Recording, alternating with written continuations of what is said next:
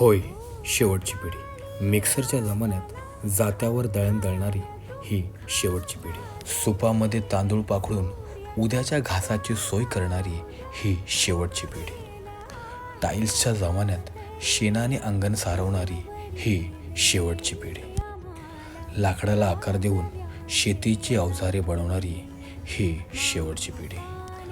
गावागावात घराघरात जाऊन सुकी मच्छी विकणारी ही शेवटची पिढी.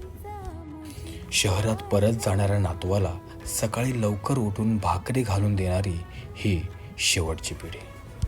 आणि सणासुदीच्या दिवसात मुलांची नातवांची वाट पाहत बसणारी हीच ती शेवटची पिढी.